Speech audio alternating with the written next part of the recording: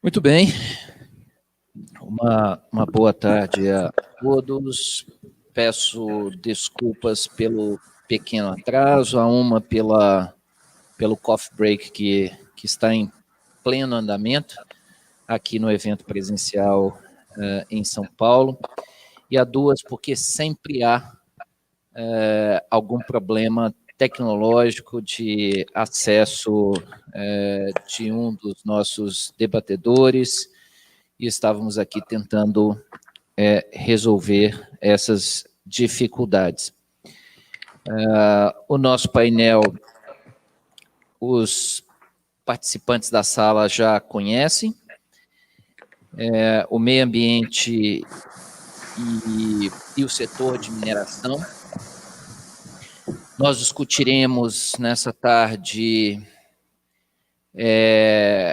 a mineração no futuro, talvez futuro da atividade minerária, todos os seus aspectos envolvendo sustentabilidade, envolvendo relações com comunidades de entorno, novidades relacionadas ao aperfeiçoamento da legislação sobre procedimento de licenciamento ambiental das atividades de pesquisa e extração de substâncias minerais, as mudanças recentes promovidas na Lei da Política Nacional de Segurança de Barragens e outros tantos temas que estão a cargo dos nossos 4 expositores.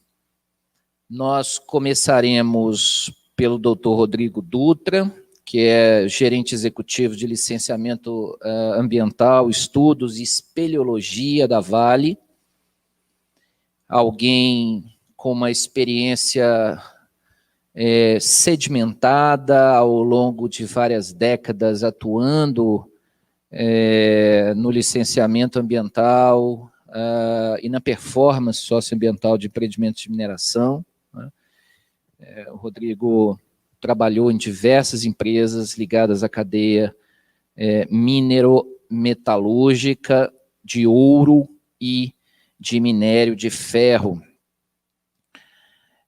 Na sequência, eu pediria a palavra do Dr. Daniel Medeiros, também alguém que, além da experiência na iniciativa privada, traz um importante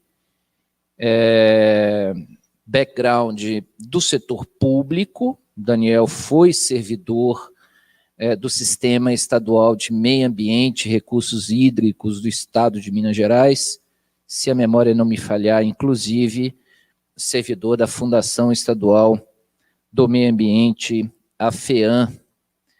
Na sequência, eu me permitiria passar as observações do Dr. Pedro Campani, advogado, já com uma longa trajetória em empresas de geração de energia e mineração. Atualmente, além da militância acadêmica e de coordenador de um canal no YouTube muito festejado, muito assistido, muito comemorado, Pedro Campani é gerente jurídico regulatório ambiental da Votorantim Cimentos. E aqui ao meu lado esquerdo, para encerrar o nosso debate, o Dr. Matheus Fontinelli, que tive hoje a grata satisfação em conhecer, que é o CEO da CETEG, uma empresa que já tem mais de 30 anos aí atuando na consultoria nas áreas ambiental e de soluções de geologia e geotecnologia para empreendimentos de mineração, indústria, construção civil, geração e transmissão de energia hidrelétrica. Verdadeiramente, estamos a discutir um setor pujante na nossa sociedade. Nossos debatedores trarão números que revelam o tamanho da economia mineral no país. nos 2 principais estados mineradores, mas, ao mesmo tempo, uma atividade que sobrevive de ciclos de expansão e retração internacional no valor de commodities, também é uma atividade submetida a grandes pressões da sociedade e do poder público. A atividade de mineração não goza do prestígio, pelo menos em termos de aceitação social, de um outro segmento, que é o agronegócio. Eu sei bem que os segmentos ambientalistas costumam também direcionar suas baterias e críticas aos negócios do campo, produção agrícola e pecuária, na qual o Brasil, ao longo das últimas décadas, vem batendo recorde sobre recorde, não apenas em termos de produção, mas também de tecnologia, de exportações.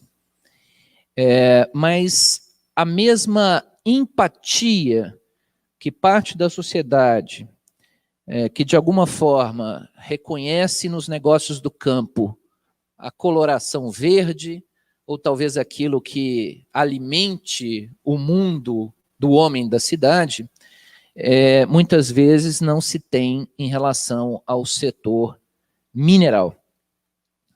Atividade que se reveste de uma grande carga, por assim dizer, de preconceito, relacionado talvez ao passado colonial brasileiro. O Brasil, nem de longe, como Canadá, Austrália, a Rússia, talvez a China, prestigia os seus empreendedores e a sua indústria da mineração.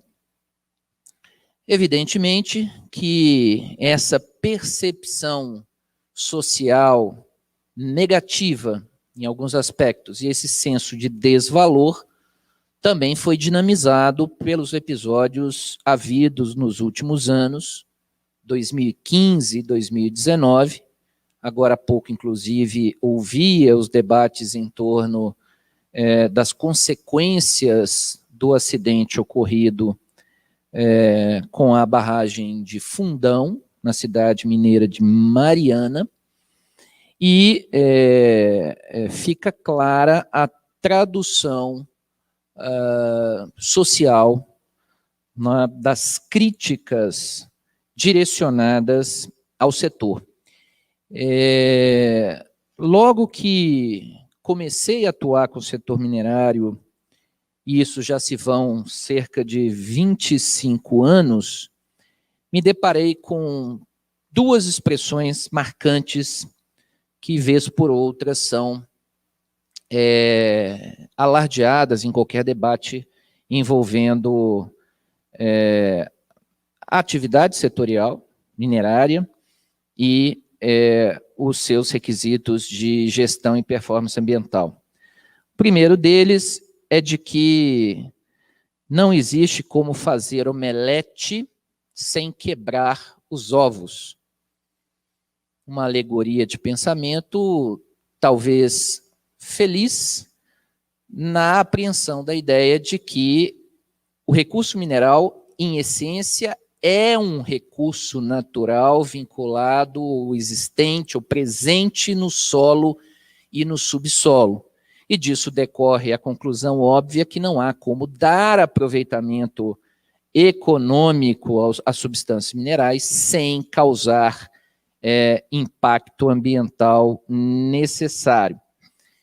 Nesse aspecto, a atividade mineral goza de alguns pressupostos, características, principalmente algumas características naturais, tais a tal rigidez locacional. O minério só pode ser aproveitado no local de sua ocorrência geológica natural. Parece óbvio e intuitivo. E isso modela, se conecta com uma série de questões de ordem regulatória e também da legislação ambiental aplicada ao segmento. É uma atividade sujeita a exaurimento. A jazida não é infinita, ela termina algum dia. As atividades industriais, comerciais, têm um caráter de execução, implementação permanente, algo que se desconecta no âmbito minerário com a exaustão e o exaurimento da jazida, conduzindo a questões regulatórias e ambientais, mas inclusive, sobretudo, relacionadas à recuperação das áreas impactadas, eu prefiro assim me referir, ao invés da expressão degradadas, e todos os seus desdobramentos em termos de descomissionamento da mina, reconstituição do sítio impactado a uma outra forma de utilização econômica. E outra expressão também sempre muito usual é de que o minério não dá duas safras, né? Já que fizemos aqui uma comparação com o setor do agronegócio. E os últimos anos, as últimas décadas mostraram que é possível tirar segunda ou terceira safra do mesmo minério, a depender, obviamente, da precificação internacional, dando aproveitamento a minérios mais pobres, gerando oportunidade de reaproveitamento de resíduos e rejeitos minerários acumulados em pilhas de disposição ordenada de estéreo resultante da mina e rejeitos dispostos em barragem. A mineração não traz só impacto negativo, traz impactos positivos relevantes. Muitos aqui devem reconduzir mentalmente a ideia de arrecadação de impostos, renda, investimentos, mas a mineração traz inovação tecnológica.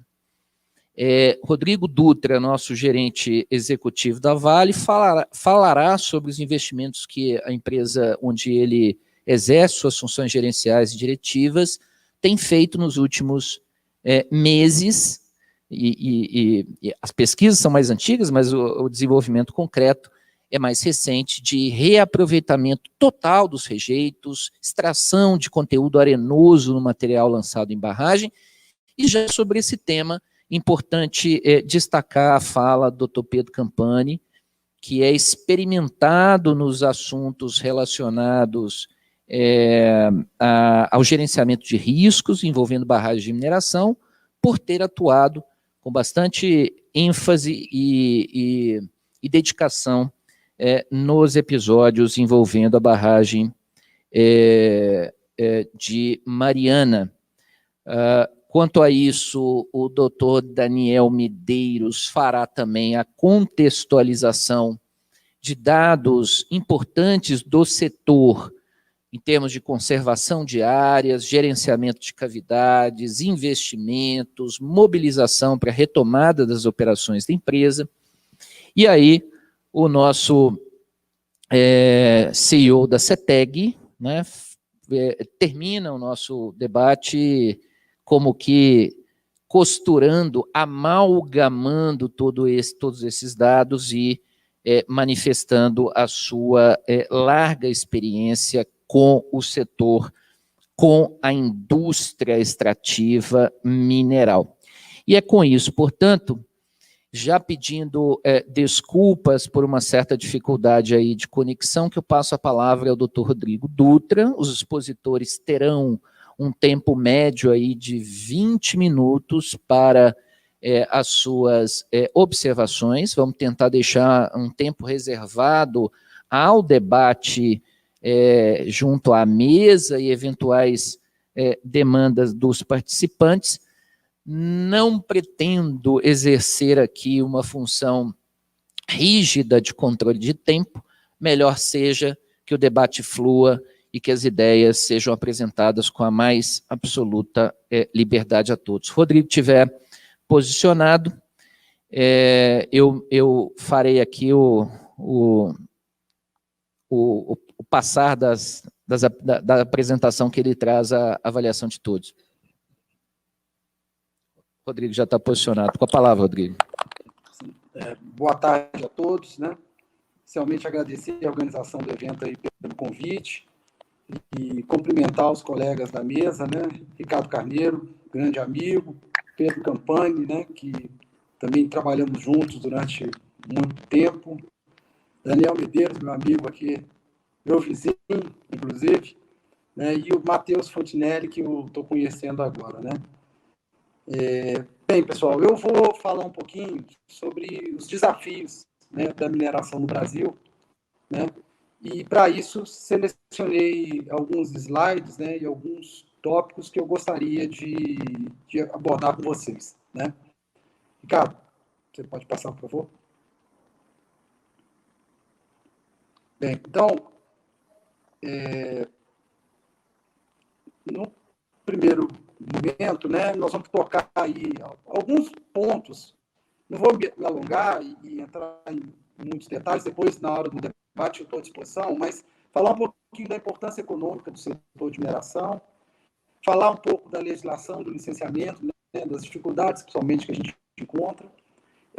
Um tema muito caro para todos nós, principalmente para a gente, né, para nós na Vale, né, depois da tragédia de Brumadinho, né, igual a gente já, de antemão, pede desculpa para a sociedade, a gente está trabalhando na reparação, e é muito caro para nós esse tema, mas falar um pouquinho da disposição de rejeito e dessa área nova que a gente está chamando de coprodutos.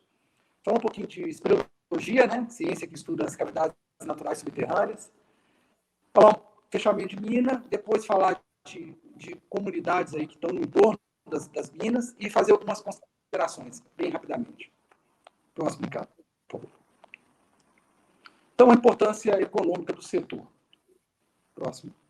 A mineração, ela é uma atividade, né, primeiro, né, que ocupa uma área muito reduzida aí do Brasil, né, 0,6%. Aqui em Minas Gerais, o quadrilátero ferrífero, onde existem as maiores minerações do estado, ocupa menos de 3% da área do quadrilátero. Então, a mineração em área, ela ocupa realmente uma área reduzida.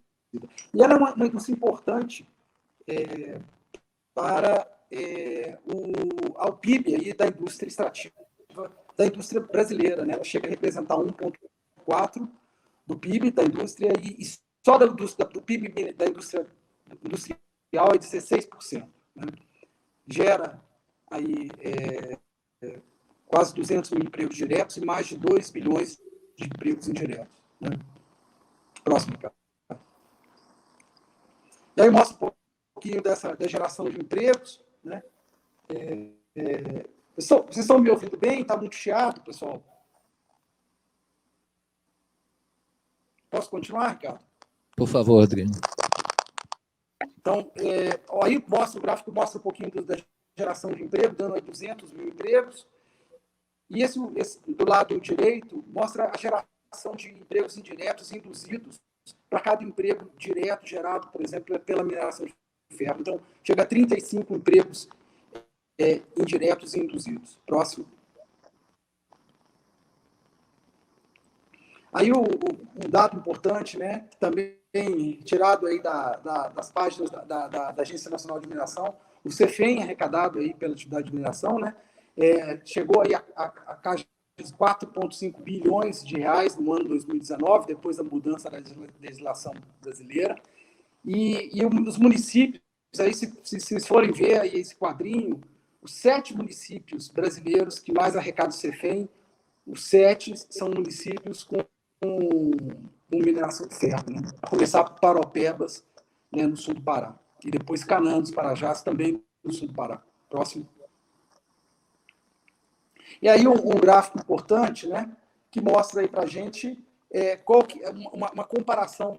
Vou para 2019, né? O que a mineração representa no superávit da balança comercial brasileira. Ou seja, a mineração ela representou aí quase 53%, 52% do superávit da balança comercial brasileira no ano de 2019. Ou seja, dos 46 bilhões que foi o superávit da balança comercial brasileira, 24 vieram da atividade de mineração. Próximo. Aí a legislação, eu não vou me adentrar muito, Pedro vai falar um pouco sobre legislação, mas assim, a complexidade que é a legislação ambiental brasileira, com várias modalidades de licença, com uma legislação bastante complexa, assim, do ponto de vista de entendimento, né? e que a gente tem que se adequar a essa legislação, né? E muito difícil para nós, e quem concorre com outros países, como Austrália, Canadá, a gente vê uma legislação muito mais simples nesses outros países. Próximo.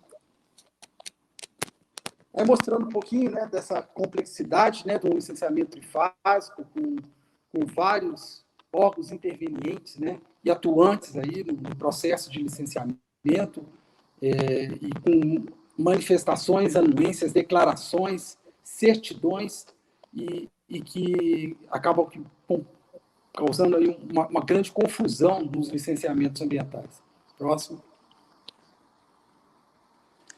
É uma comparação que a gente fez, né, comparando Brasil, Austrália e Canadá. Não vou entrar em cada tópico desse, mas assim, mostra que nesses dois países, principalmente no Canadá, as legislações, primeiro, não existe licenciamento trifásico, né, um ponto importante, mas tem pontos também importantes na legislação desses países que dão mais segurança jurídica até para os investidores que pensam em investir no nosso país, sabe?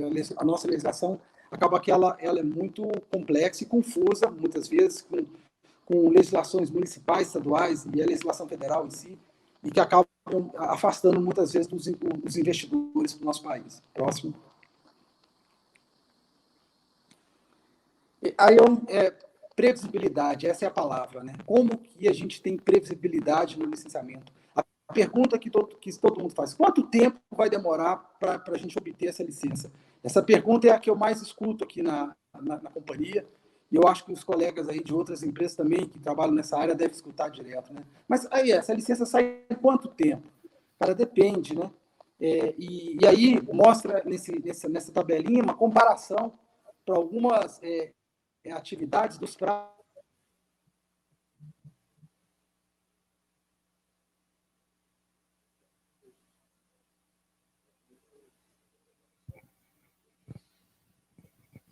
Bom, Rodrigo, só um minutinho que você ficou sem som aqui.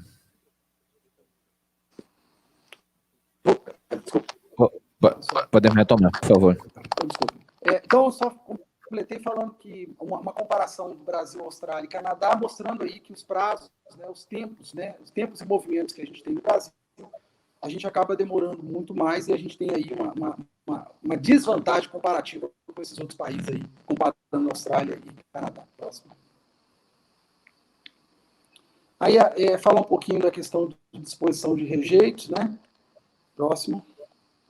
Esse gráfico, ele é um gráfico retirado aí das informações da FIAM e do próprio IBRAM, e ele mostra que a tendência é de aumentar os quantitativos de rejeitos, né? As jazidas estão ficando mais pobres, né? A recuperação máxima está aumentando, mas, de qualquer forma, está sobrando mais rejeito. E a tendência, principalmente para as atividades de minério de ferro, mas também de ouro, titânio e fosfato. Então, é uma tendência de aumento da quantidade de rejeito. A gente tem que dar um jeito nesse material, porque ele tende a aumentar ao longo dos anos. Próximo. E aí, algumas disposições, né, alguns métodos convencionais de disposição de rejeito. Barragem, né, que é um método que a gente, todos nós, né, estamos hoje trabalhando para não ter mais barragens, né, a ideia é que não se tenha mesmo, né, mas aí outros métodos, né, disposição em cava, disposição de rejeito ciclonado, empilhamento drenado, pilhas de rejeito filtrado, são outros métodos que a gente hoje está estudando como métodos não usuais para disposição de rejeito. Próximo. E aí, tratando de métodos alternativos, né? Aí mostra aí uma MUSA, né, que é a mineração das minas, investindo 160 milhões de reais numa filtragem para construir uma pilha de rejeito filtrado, né, para sair fora de barragens, e mostrando aí exemplo de outras minerações no mundo, né, no Chile, onde já se usa essa metodologia de empilhamento de rejeito filtrado, que é uma tendência hoje no nosso país. Próximo. E aí a busca de outras soluções, né, para esse grande problema que são os rejeitos, né? A gente pode usá-los aí na pavimentação, na construção aí de artefatos de concreto. Na semana passada, no dia 17, nós inauguramos uma primeira fábrica de blocos, né, aqui na mina do Pico, em Nova Lima. A fábrica vai produzir 3,8 milhões de artefatos de concreto, pisos, ladrilhos, blocos, placas, tubos de concreto, usando rejeito, vai consumir 30 mil toneladas de rejeito por ano nessa fábrica, e a gente tem a ideia de construir outras, mas tem outras alternativas, outros nichos de mercado para o rejeito, né? Rochas artificiais, na construção civil tem várias alternativas, e a gente tem que continuar estudando, porque o problema é muito complexo para uma solução só, tem que ter várias alternativas. Próximo. Falar um pouquinho de espeleologia, né? Ciência que estuda as cavidades naturais subterrâneas. Aí, basicamente, assim, definições que estão na legislação, não vou me ater muito a isso, mas o doutor Pedro Campani conhece bem, trabalha muito esse assunto, né? Mas cavidade natural subterrânea é qualquer espaço subterrâneo acessível ao ser humano, né? Com sua entrada definida e desde que tenha sido formado por processos naturais, né? Então, isso deixa uma subjetividade grande na definição. Então, qualquer espaço subterrâneo é considerado uma cavidade natural subterrânea e protegida por lei, né? E aí outros conceitos, tem a classificação das cavernas, e os graus de relevância máximo, alto, médio, baixo, cavidade máxima de relevância. Isso, a área de influência de 250 metros de raio deve ser preservada, tem que ser preservada, por força de lei, né? E aí as outras cavidades podem ser suprimidas mediante o processo de licenciamento ambiental. Próximo. E aí, mais uma vez, trazendo uma comparação aí na questão da ciência, dessa ciência da espeleologia, né, da legislação de outros países, né, Austrália, Canadá, Chile, França, África do Sul e Estados Unidos. E assim, a nossa legislação é a mais detalhada, mais específica, mais dura que outros países, né? A gente fez uma pesquisa bem vasta aí com outros países e a gente realmente tem uma legislação mais restrita quando comparado com outros países. Próximo. E o problema de caverna não é só brasileiro, né? Não é um problema só do Brasil, né? A gente viu aí no mês de junho desse ano, saiu na mídia internacional, o impacto aí da Rio Tinto numa caverna que tinha um sítio arqueológico importante, né, na Austrália. Isso acabou causando a demissão do CEO da empresa e uma mudança completa, mas foi um exemplo do que não deve ser feito, né? E a gente tem exemplos do que deve ser feito, né? Eu vou mostrar aí, próximo. Esse é um exemplo, né, do Parque Nacional Campos Ferruginosos, foi um parque de 80 mil hectares, criado aí pelo ICMBio, com apoio do IBAMA e da Vale, lá no sul do Pará, na região de Canaã dos Carajás e Paraupebas. E esse parque ele preserva 377 cavernas de minério de ferro, e é o parque com o maior número de cavernas de minério de ferro do mundo, né? Então, ele foi a compensação para um projeto, que é o projeto S11D, a criação dessa unidade de conservação de proteção integral. Então, mostrando que tem jeito de fazer a coisa certa, né? Próximo. Aí um outro exemplo aí do meu colega aí, Pedro Campani, né? Esse exemplo foi puxado aí pela Votorantim Cimentos, que foi um trabalho muito bacana, um guia, né, de boas práticas da mineração de calcário, um trabalho primoroso aí, coordenado pelo professor Luiz Sanches, da USP, e com os técnicos aí da Sociedade Brasileira de Espeleologia, e um trabalho que mostrou que é possível, sim, conciliar atividade de mineração com atividade de conservação do patrimônio espeleológico. Próximo. Fechamento de mina é um grande desafio aí para a atividade, né? Nós ainda estamos começando a fechar as nossas minas, né? Esse é um exemplo aí da mina de Águas Claras, aqui em Nova Lima, que operou de 77 a 2002, uma mina que está em processo de fechamento, né? Um outro slide mostrando, né? Ela está do lado de uma RPPN, né? Que é a RPPN Mata do Jambreiro, que é a maior área verde da região metropolitana de Belo Horizonte, aqui com quase 1.000 hectares de área preservada, e a gente está exatamente agora fazendo a estabilização física das estruturas para definir o uso futuro dessa área, né? Mas é uma área muito bonita e próxima de Belo Horizonte, pode ser um legado aí para a atividade de mineração. Próximo. Aí mostrando o lago já se formando aí na antiga cava da mina de Águas Claras. Próximo, cara. Aí os trabalhos de recuperação, né? Os trabalhos complexos, né? Usando equipamentos muito específicos, com alpinistas industriais para fazer o plantio e estabilização dos taludes. E hoje já está bem estabilizado e a área está bem bonita lá. Próximo. Aí uma outra visada era a Serra do Curral, mostrando aí alguns aspersores que mantêm aí a Serra do Curral próximo à mina de Águas Claras, e por isso que a gente não tem fogo nessa região de Belo Horizonte, porque tem ali 18 aspersores instalados com água da cava aspergindo e deixando esses taludes tanto do lado da mina quanto do lado da cidade úmidos, né? E assim não temos mais incêndio nessa região de Belo Horizonte. E aí, esse é um exemplo aí, pessoal, de um projeto chamado Edding Project na Inglaterra, que é um exemplo de fechamento de mina, de uso futuro de uma mina, né? E que hoje virou um business, um novo negócio. Essa empresa, a Edding Project, ela vende essa tecnologia de fechamento de mina, usando o que eles fizeram lá na Inglaterra. Próximo. Aí alguns números, né, que são espetaculares, aí, são marcantes, né? Mais de 20 milhões de pessoas já visitaram o Edding Project, um faturamento absurdo, funcionários dedicados, mais de quase 400 pessoas trabalhando nesse projeto. E hoje eles já estão com projetos na China e na Austrália, né, de fechamento de mina no mesmo modelo aí do Edding Project. Próximo. Comunidades do entorno, acho que uma das maiores dificuldades aí é a mineração urbana, né?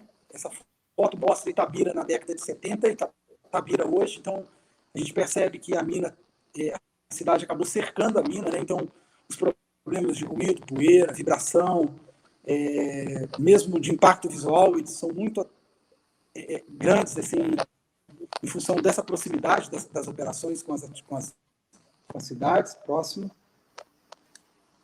Aí, Nova Lima também, um grande pitch aí entre dois condomínios de alto luxo, né? Alto poder aquisitivo, também um grande desafio, né? Mostrando aí no detalhe, né? Tem uma atenção muito grande, uma escuta muito ativa, porque não é fácil operar do lado de comunidades, de qualquer comunidade, né? Próximo. Aí um exemplo aí também lá de Paracatu, né? Mostrando aí a mina, proximidade com a cidade, né, que é bem próximo também, então uma mineração urbana. Próximo. E aí, assim, uma das questões que eu falei é um pouco dessa questão da escutativa, de controlar os impactos, de ouvir a comunidade, de tentar construir junto um futuro diferente, né? Não dá para ter prepotência e arrogância. O processo tem que ser um processo de discussão, de construção conjunta. Próximo. Aí, por fim, né, um pouco aí do que eu falei, né, a mineração é uma atividade econômica importante, né, na balança comercial brasileira, né, mais de 200 mil empregos diretos, mais de 2 milhões de empregos indiretos. Como eu disse, a legislação brasileira é complexa, número excessivo de órgãos, de atos normativos, de órgãos intervenientes, né, e o processo é burocrático mesmo, né. A disposição de rejeitos seguros e seu reaproveitamento, né, como coproduto, são um dos grandes desafios da mineração do presente e do futuro, né? A presença de cavernas, de cavidades naturais subterrâneas, impacta de forma significativa as reservas minerais e tem gerado um grande aprendizado para o setor, né? Um aprendizado, geração de conhecimento e geração de como negociar e conversar, principalmente com os órgãos ambientais, para conseguir evoluir nos processos de licenciamento. O fechamento de mina no Brasil ainda é incipiente, né, mas já pode se tornar aí uma oportunidade de um novo business, um novo negócio, né? A exemplo lá do Edding Project, que foi uma experiência interessante na Inglaterra. E, por fim, né, as minerações aí em áreas urbanas, né, elas apresentam restrições significativas e demandam aí uma mudança de paradigmas, né, por parte das empresas e intensificando aí a prática da escuta e do diálogo aí com a sociedade.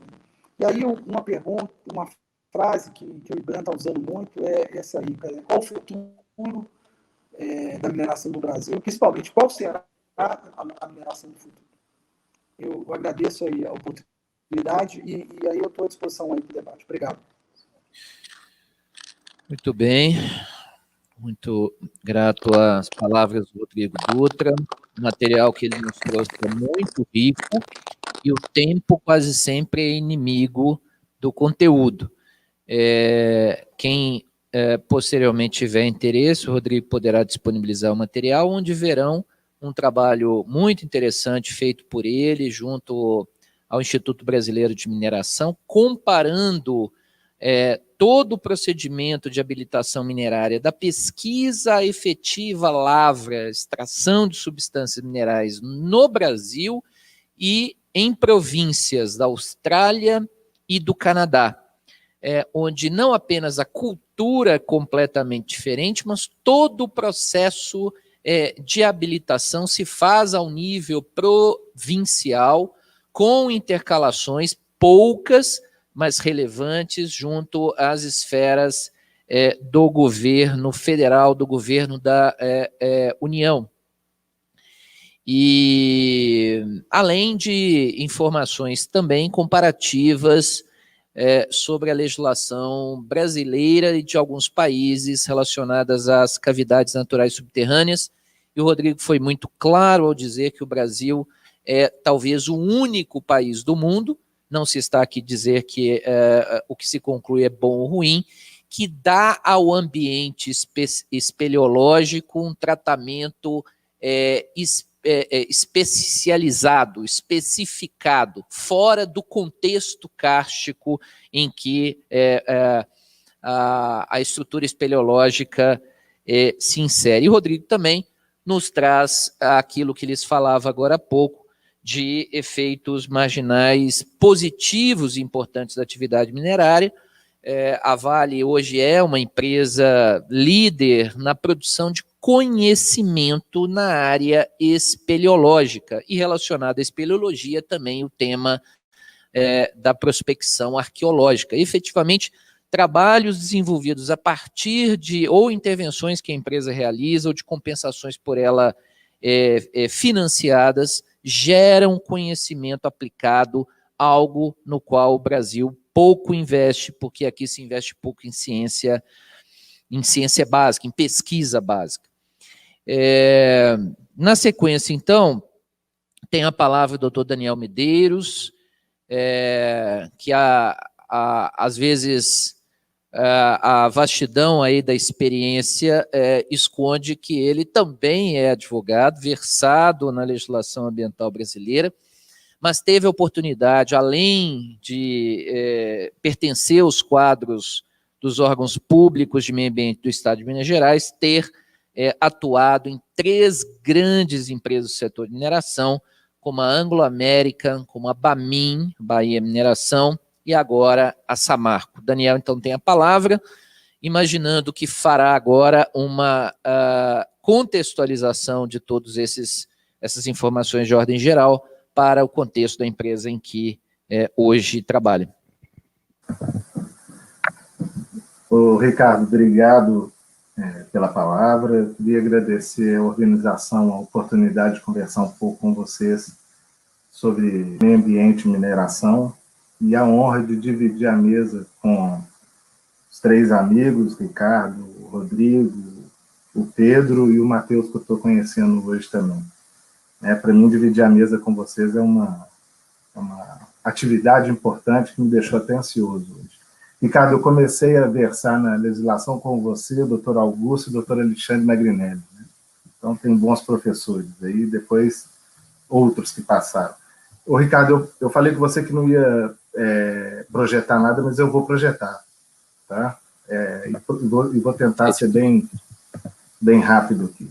Você precisa do nosso apoio aqui ou você consegue... Oi? Você consegue projetar daí, né? Não, eu consigo daqui. Perfeito. Tá vendo aí? Estamos vendo. Tá.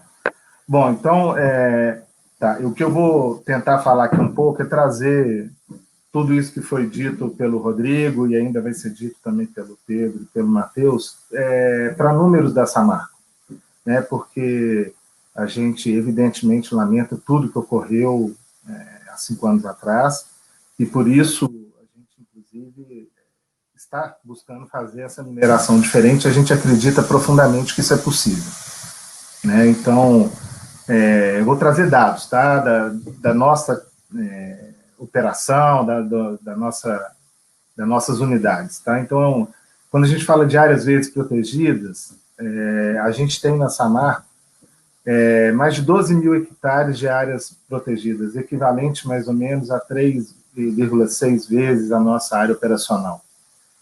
Quase 9 mil hectares de Mata Atlântica, quase 3 mil de APP, 4 mil de reserva legal. Então, a gente tem... Esse número eu acho que ele é muito marcante, uma mineração antiga, de 43 anos, e com outro tipo de exigência de compensação lá atrás, que tem quase 4 vezes a sua pegada em áreas protegidas, né? Eu conheço mineração que tem quase 8 vezes a sua pegada em área protegida, né? Então, esses são números que a gente trabalha muito pouco a gente pega áreas produtivas do agronegócio, da pecuária, da agricultura, eucalipto, boi, e transforma isso em uma floresta protegida. E, no nosso caso, ao fazer isso, a gente acaba contribuindo para conectar algumas unidades de conservação importantes, como o Parque Nacional do Gandarela, a RPPM do Canastra, o Parque do Itacolomi, o Parque Estadual do Itacolomi, a Reserva Biológica do Tripuí, a Floresta Estadual do Aimiri, né, e ainda com as áreas de proteção das outras minerações. Então, isso, se somar, vai dar um número extremamente importante. A gente trabalha isso, ao meu ver, pouco, porque é um número alto, né? Agora nós estamos aí com a previsão de plantar mais 69 mil indivíduos de espécie ameaçada de extinção até 21, 560 hectares nos próximos anos. A gente já pagou 35 milhões do SNUC, né? Então são números importantes de serem sempre falados. E aqui a gente tem as áreas que a gente tem, alguns exemplos, né? A gente tem aqui, lá no Porto de Ubu, uma área de Mata Atlântica, aqui um campo de altitude na Fazenda Águas Vertentes, Minas Gerais, Nascentes, na Tesoureiro, Campo Rupestre Ferruginoso, na Fazenda Lavoura, em Minas Gerais, como exemplo, né? E aí, também, dentro desse legado ambiental da nossa pegada, né, a gente tem aí, durante os anos, muito apoio à unidade de conservação. Então, foram 27 unidades de conservação em Minas Gerais e Espírito Santo que já receberam algum tipo de apoio. Ele vai de reforma de portaria, doação de veículo, contratação temporária de mão de obra, doação de área para regularização fundiária e por aí vai. São diversas formas de apoio às unidades de conservação. E é uma atividade importante. O nosso viveiro de mudas, a gente chama de Centro de Desenvolvimento Ambiental e Florestal, o CEDAF.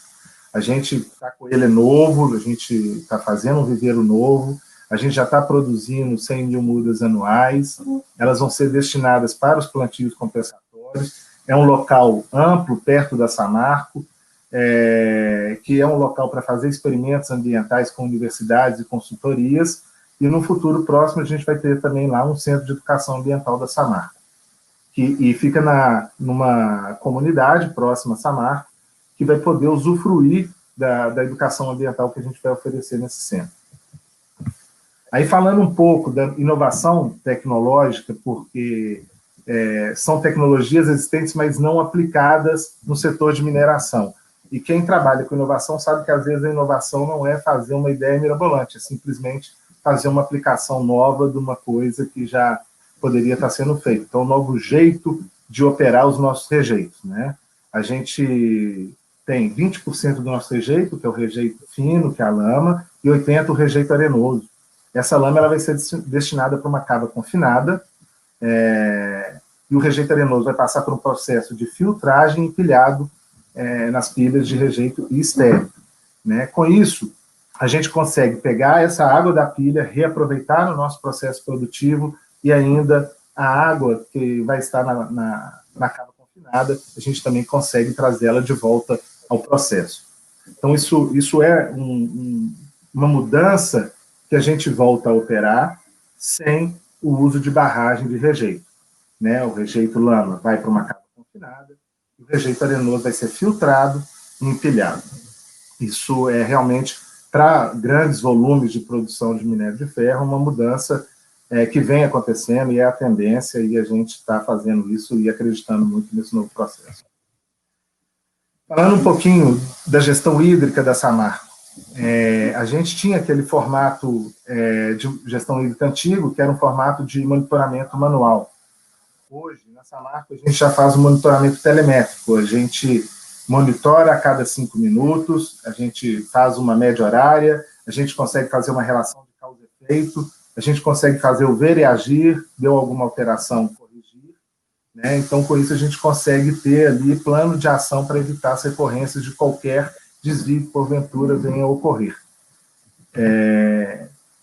Com essa mudança, a gente consegue ter, então, detecção instantânea do desvio e atuação nesse desvio, o endereçamento de projetos para melhorar o sistema de drenagem, de tratamento, a verificação da influência da chuva nesses desvios, porque a gente está fazendo monitoramento de 5 em 5 minutos, 24 horas por dia, 7 dias por semana, é fácil fazer correlação. A gente consegue ter um banco de dados para que a gente possa, e consistente, para que a gente possa atuar, e é um sistema que facilita o trabalho de todas as auditorias externas que vierem atuar junto à Samarco. Para vocês terem uma ideia, vamos falar rapidinho das águas superficiais. A gente tem para medir a qualidade 14 sondas de monitoramento online, 8 na bacia do Piracicaba e 6 na bacia do Carmo, né? Então, a gente consegue ter ali uma avaliação real, online, para que a gente possa ter atuação em loco, né? Então, a gente vai em loco e atuar, não fazer a coleta como era antigamente. E de quantidade, a gente tem 8 estações pluviométricas automáticas, 5 estações meteorológicas automatizadas, 7 vertedouros automatizados, orímetros e hidrômetros automáticos instalados nas captações superficiais no Rio Piracicaba, nas barragens de Santarém e na barragem de Matipó, onde tem o mineroduto. Nas águas subterrâneas, estão aí também as nossas ações. Na qualidade, a gente tem um monitoramento de 40 pontos, quantidade de 48 indicadores monitorados, orímetro, hidrômetro, e os efluentes a gente tem também, então, o monitoramento dos mesmos. Tá? A gestão de espeleologia que o Rodrigo trouxe, né? A gente tem uma gestão muito forte de espeleologia, aí está o fluxo, né, de uma gestão de espeleologia bem tradicional, como acontece, e aqui eu vou trazer só algumas fotos da prospecção de espeleologia do território inteiro que a gente fez. Aqui é a espeleotopografia de uma cavidade, né? Aí você tem a entrada da cavidade. Aqui é o número de cavidades que a gente está em estudo, 600 cavidades dentro das nossas propriedades em estudo. Isso pode parecer assim, nossa, 600 cavidades. Eu acho que isso é uma boa notícia, porque isso nos dá uma real importância e classificação dessas cavidades, e aquelas que precisam ser protegidas, elas são devidamente protegidas, né? Então, o diagnóstico bioespeleológico, e a gente faz diagnóstico arqueológico em todas elas. Todas essas figuras aí, elas são figuras de cavidades protegidas devido à importância da pintura rupestre existente nelas dentro das nossas áreas. Tá? Outra coisa muito importante, dentro da nossa área operacional, a gente tem as áreas de influência protegidas das cavidades que lá estão.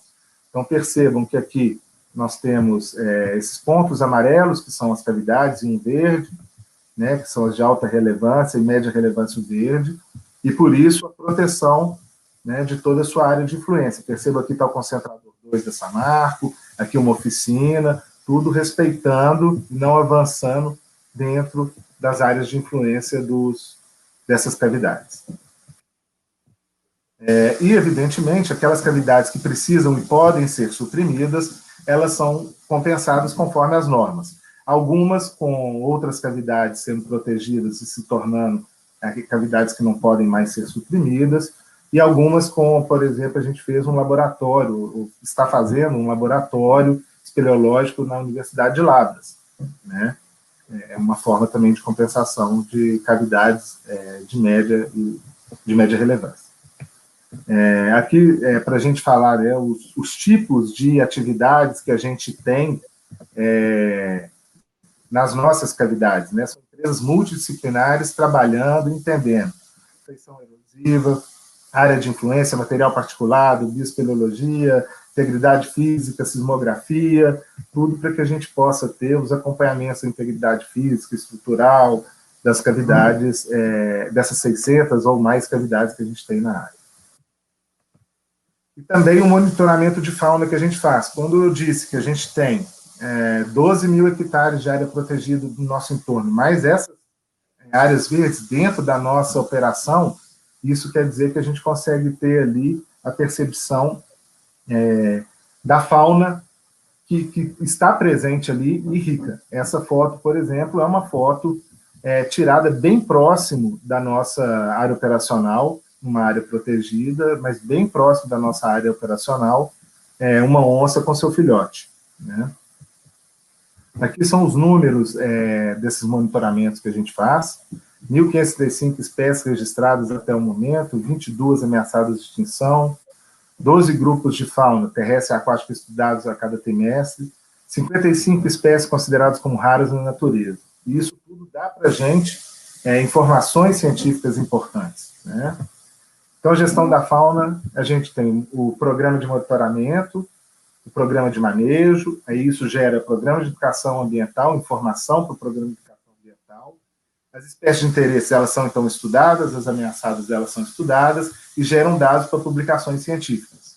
Então, é uma forma de contribuir, inclusive, para publicação científica, e tem também a contribuição para o fluxo gênico da fauna e da flora quando a gente está conectando as unidades de conservação com as APPs, com as áreas verdes, né? Isso tudo a gente percebe, perto da nossa área de operação, a onça e outros animais que dali circulam e seguem o seu fluxo. E aí já me comprometendo com o tempo, tá, Ricardo? Um programa que eu achei importante a gente trazer de educação ambiental, que é um programa muito forte, porque, além de ser educação ambiental, ele ajuda na diversificação da economia, que é o programa de capacitação dos produtores rurais na faixa do Mineiroduto, mais especificamente na região do Caparaó.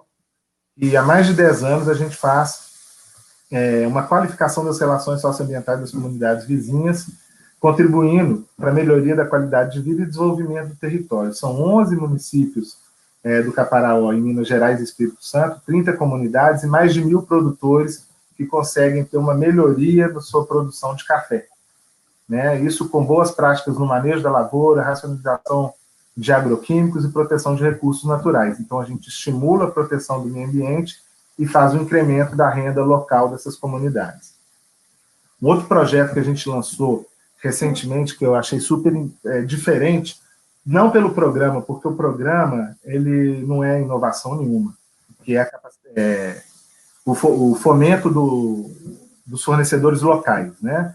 Então, só que a gente fez um programa de fomento desses fornecedores de forma diferente, que a gente chama o programa Força Local. A gente chamou os fornecedores locais e fomos entender qual a dificuldade que eles tinham para prestar serviço para a Samarco.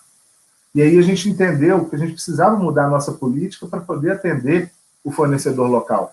Não adianta eu querer pagar o fornecedor local que tem uma capacidade menor com a mesma regra de pagamento que um fornecedor grande que está num grande centro, que presta outro serviço. Então, a gente precisou adequar a nossa política para eles e construir esse programa Força Local junto com eles. Então, a capacitação que a gente achava que era importante para eles, eles mostraram para a gente que, de repente, não era bem assim, né? Que talvez eles precisassem de outra capacitação. Então, nós mudamos as capacitações a serem feitas.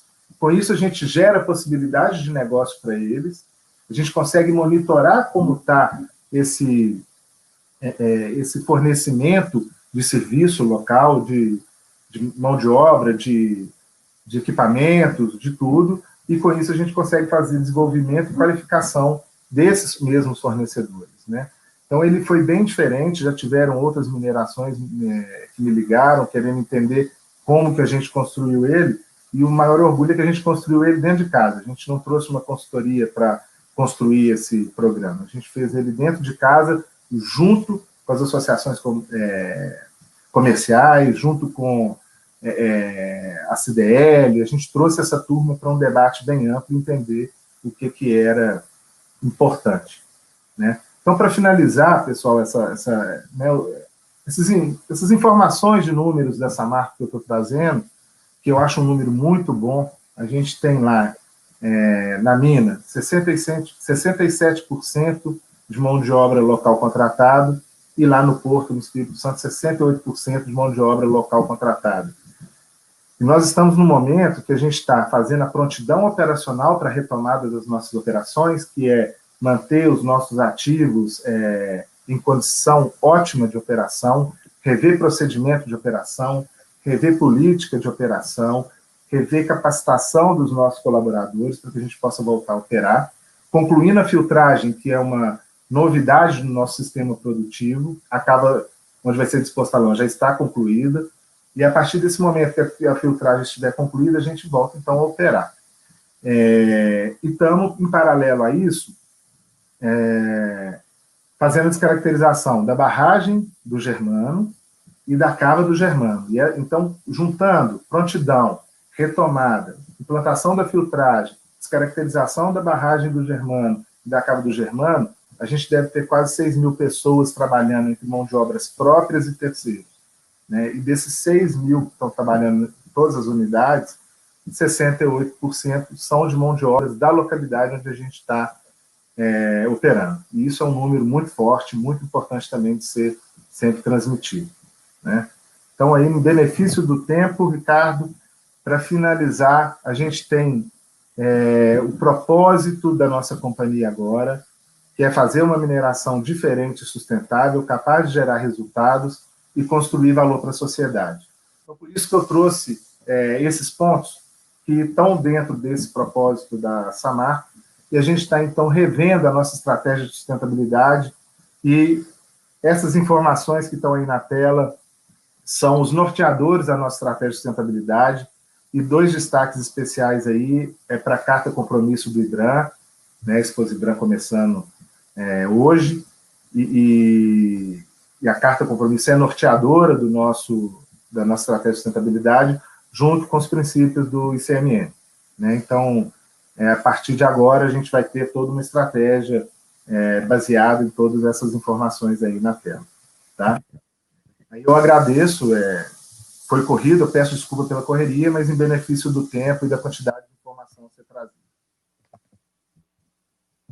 Tá perfeito, Daniel Medeiros, muito obrigado. Importante registrar que todas essas ações gerenciais precedem o colapso das barragens de Fundão e Santarém em 2015, né? São ações de rotina da empresa e que vem tendo segmento, sobretudo agora com o processo de retomada já autorizado pelo órgão ambiental do Estado de Minas Gerais, mantendo-se as ações de recomposição e reparação dos danos decorrentes daquele colapso, daquele acidente, a cargo da Fundação Renova. Por falar em barragem, doutor Pedro Campani Ferraz, sei que é um tema muito fácil, sem muitas polêmicas, fico cá sempre me perguntando, e já lhe ouvi, inclusive no seu canal pelo YouTube, fazendo referência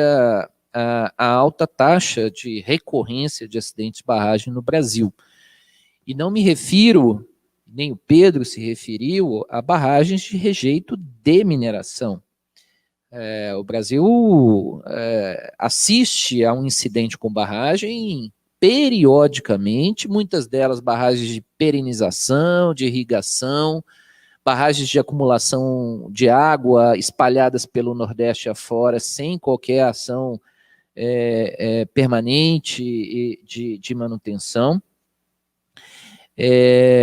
Mas, por outro lado, o país que começou a sedimentar um regime jurídico de gerenciamento de segurança de barragem a partir de 2010, teve nesse ano de 2020 uma exacerbação do regime jurídico aplicado ao tema, e eu fico na dúvida, Pedro, se diante das novidades implementadas na Lei Federal 12.334 de 2010, ainda se seria possível a construção e manutenção de uma barragem de rejeito relacionada a empreendimento minerário.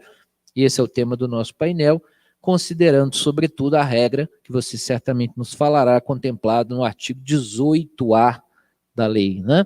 Vinculando aí uma série de restrições em função da existência de comunidades da chamada zona de autossalvamento. Pedro Campani, com a palavra, por favor. Ricardo, está ouvindo? Obrigado. Ficou preso aqui. Ricardo, obrigado. Agradecer aqui a participação nesse painel. Para mim é uma honra estar aqui dividindo o painel com você, com o Dutra, com o Daniel, com o CEO da CETEC também, que eu estou conhecendo agora, prazer. E falar um pouco sobre mineração e meio ambiente, é inevitável que você vai falar hoje sobre barragem de mineração, porque o Brasil foi alvo, né, foi cenário de 2 dos maiores acidentes de mineração do mundo, né, recentemente, e isso ficou muito apegado à atividade produtiva, né? Mas vale lembrar que o Brasil já possui uma política nacional de segurança de barragens anterior a esses acidentes, já desde 2010, uma lei federal. Minas Gerais já tinha regulamentos estaduais anteriores até 2005, 2006. E por que isso, né? Porque, como eu gosto de falar, né, as legislações ambientais e de segurança, elas não nascem da criatividade do legislador. Elas sempre são frutos da triste experiência humana, né? A pessoa não inventou um capacete porque ela falou, olha, vou fazer um capacete. É porque alguém morreu porque caiu uma coisa na cabeça e ela precisava criar uma coisa para proteger, né? Infelizmente, a civilização humana aprende mais nos erros para dividir o que é o acerto. Então, é preciso vir grandes desastres para poder se fazer mudança de marcos regulatórios e mecanismos de controle que antes eram boas práticas, se tornaram o mínimo para você melhorar suas práticas e ter maiores práticas, boas práticas num nível maior, né? Então você vê, por exemplo, o exemplo que o Daniel trouxe aqui da Samarco, que é interessante.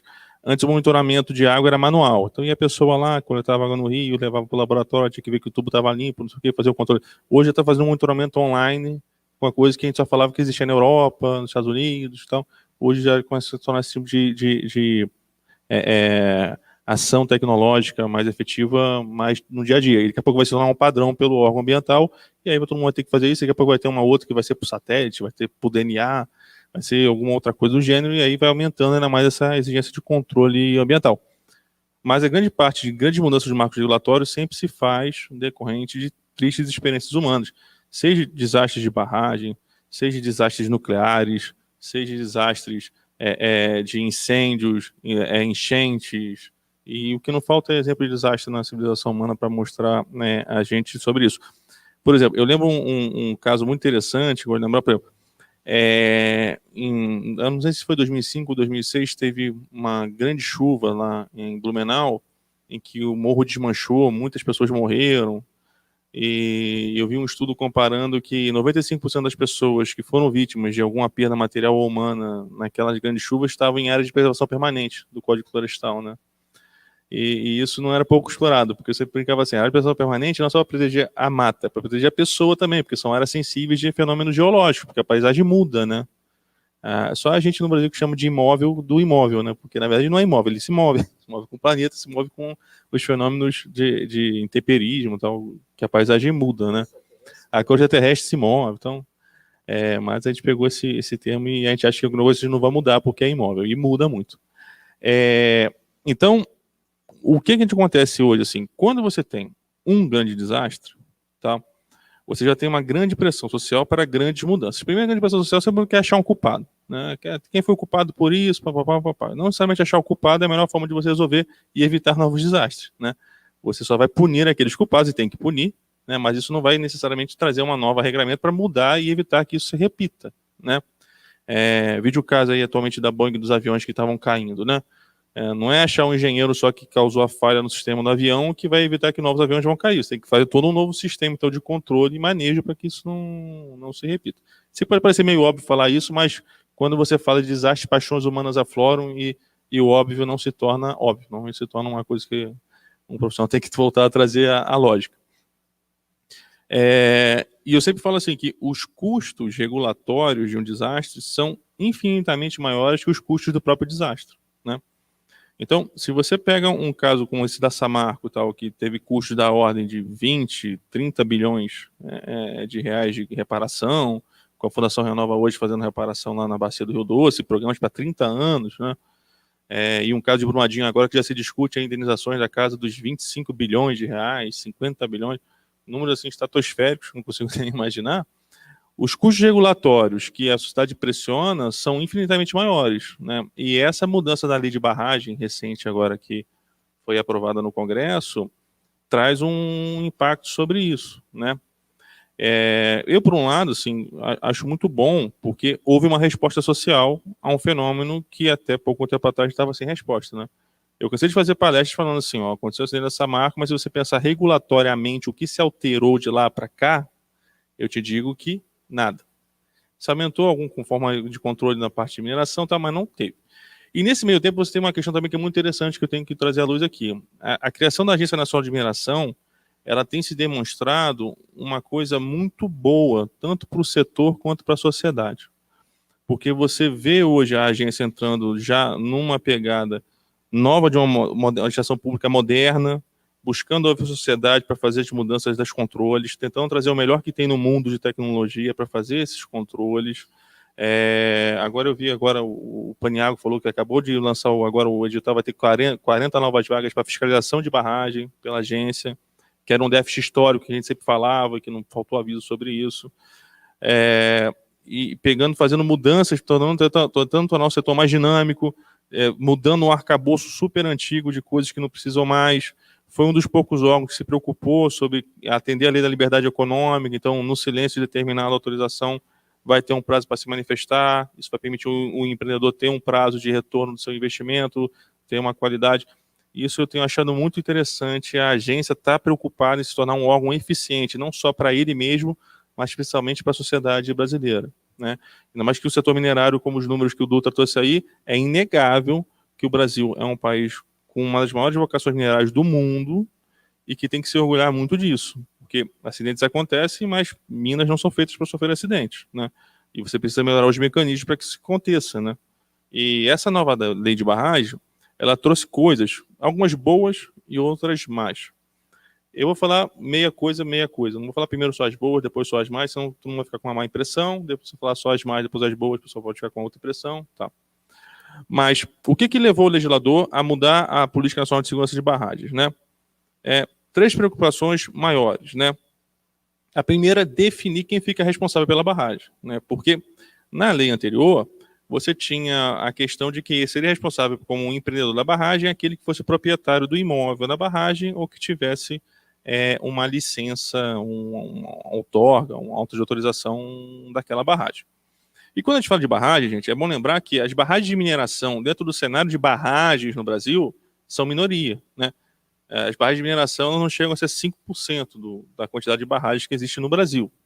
Lógico que você pode falar, Pedro, mas são 5% grandes barragens que podem causar grandes desastres, né? Bom, vai depender muito de cada caso, porque você pode ver que hoje, por exemplo, o quadrilátero ferrífero mineiro é uma região metropolitana. Então, assim, lógico que são áreas de grande sensibilidade, porque o grau de ocupação humana circundou essas reservas minerais. Já no Pará isso já não acontece com tanta frequência. E hoje você vê a Bahia se tornando também um estado com grande potencial minerador se desenvolvendo no seu interior, que são regiões ainda não muito habitadas.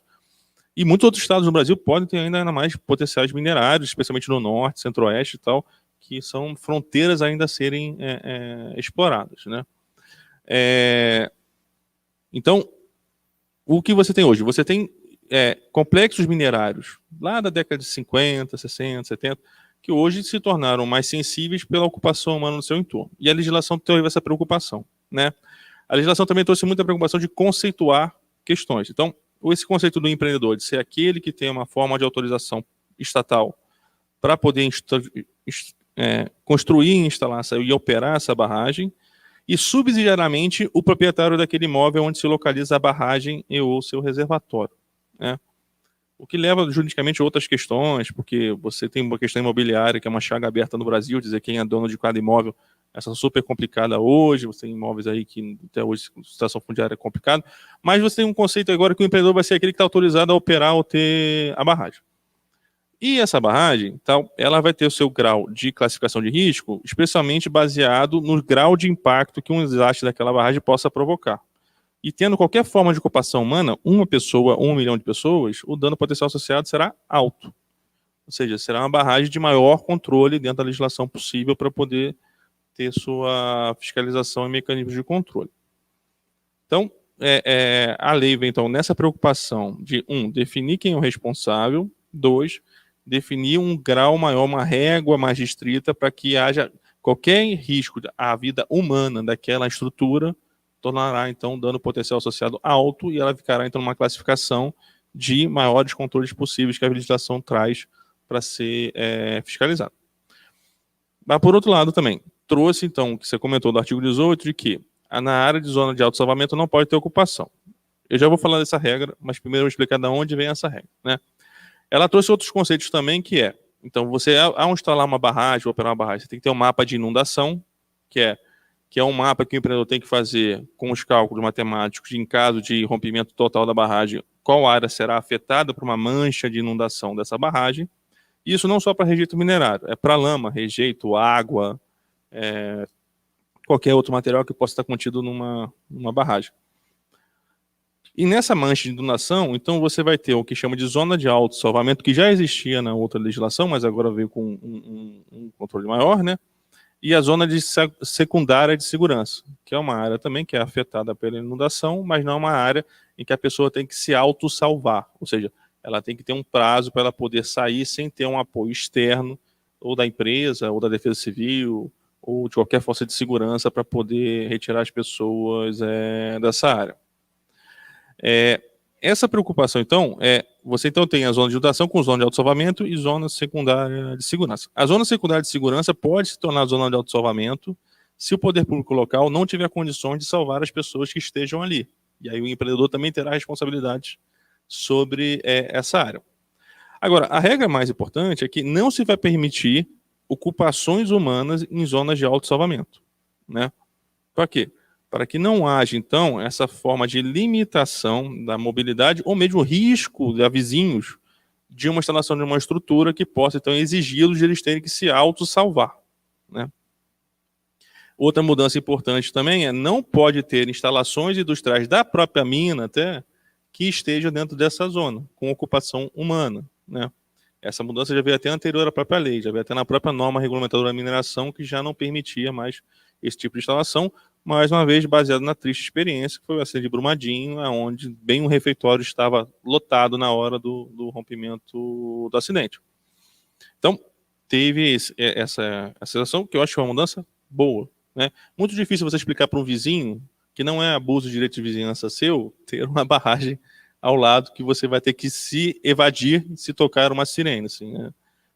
O uso da propriedade alheia afetando diretamente seu modo de vida na sua propriedade de uma maneira que você pode se tornar inabitável, né? Se você for uma pessoa cardíaca, se você for uma pessoa que tem algum problema psíquico de tensão, estresse, então meio complicado justificar que seria compatível o uso dessa instalação com a sua propriedade no vizinho, né? Então tem sua justificativa essa necessidade de desapropriação. E existe mecanismo na legislação para o minerador também poder fazer essa forma de organização territorial, né? Ele pode fazer uma servidão minerária, ele pode pedir uma desapropriação, ele poderá fazer a mesma aquisição direta e negociada desses imóveis com os seus vizinhos. Trouxe uma novidade também de legislação que eu achei interessante, né? É a questão da proteção do patrimônio cultural e da fauna, uma coisa que não existia na legislação anterior. Então, agora um empreendedor também tem que, na hora de fazer a definição da sua mancha de inundação, ter mecanismos de controle sobre eventual necessidade de resgate, tanto de patrimônio cultural quanto de elementos da fauna. Fauna essa, tanto doméstica quanto nativa, né? O que é um grande desafio, porque no Brasil, você falar em resgate de fauna, você sempre trabalhou com a figura do resgate de fauna prévio ao empreendimento, você fazer afungentamento e tal. Isso você tem que vai poder falar mais ninguém. Mas agora, numa zona de desastre, um risco de fazer um resgate emergencial é uma novidade de ter sido um desafio aprendido nesses casos que a gente viveu recentemente de operação. Então, essa é outra mudança interessante, e outra mudança que eu achei também bastante interessante, que a lei traz um conceito de desastre novo, né? Então, legalmente, o que é desastre, né? Então, é um resultado de grandes perdas materiais ou humanas decorrentes de eventos da natureza ou de uma ação humana, né? Mas aí a lei também acho que pega, porque só diz que é ação humana, não diz omissão humana. Então, não agir não necessariamente é um agir. Mas assim, nós vamos interpretar que a omissão está dentro do conceito de ação. Mas a gente sabe que juridicamente não é assim. Não existe ação negativa. Ou você é omissão, ou tem uma ação. Mas no conceito não tem um desastre provocado por omissão. Deveria ter, né? Mas só usou o conceito de ação, né? Agora, problemas dessa lei. Tá? O primeiro grande problema que eu vejo ali nessa lei é porque muitas vezes a lei diz o seguinte: respeitar as competências do órgão do Sistema Nacional de Meio Ambiente, né, que é o SISNAMA, que está ali em 693881, né, que é a Política Nacional do Meio Ambiente. O órgão fiscalizador poderá exigir caução, medidas de controle, e aí começa uma confusão. Por quê? Porque dependendo do tipo de barragem, o órgão fiscalizador será um órgão do SISNAMA. Por outro lado, no caso de uma barragem de mineração ou de geração de energia hidrelétrica, tal, os órgãos fiscalizadores ou será a Agência Nacional de Mineração, no caso de mineração, ou a Agência Nacional de Energia Elétrica. E aí começa uma discussão de que, bom, então tem competências comuns entre a Agência Nacional de Mineração e o órgão ambiental que possam ser exercidas em duplicidade ou em conjunto, porque a lei diz respeitadas as atribuições dos órgãos do SISNAMA, mas o SISNAMA tem atribuições próprias de um órgão ambiental. E os mecanismos de controle de uma barragem não necessariamente são controles ambientais, né? Tem situações que o órgão do SISNAMA será o órgão que deverá exercer a fiscalização dos mecanismos dessa barragem, mas não sempre, né? Então, a lei, lá no artigo 17, quando diz isso, respeitada as atribuições do órgão do SISNAMA, já começa a dar uma ideia de que, bom, mas que atribuição do SISNAMA tem que vai se confundir com o órgão de fiscalização, ou vai se sobrepor, ou vai ser conjunto, né? E aí já começa um problema da possibilidade de duplicidade de autuação da pessoa, né? Um bis in idem, que legalmente é ilegal, né? Você não pode punir a pessoa duas vezes pela mesma conduta, né? Então, esse já é um problema que a redação como ficou na lei não está claro até que ponto, o que seria a atribuição do órgão ambiental licenciador do órgão fiscalizador da barragem. E isso acontece 3 vezes na legislação, tá?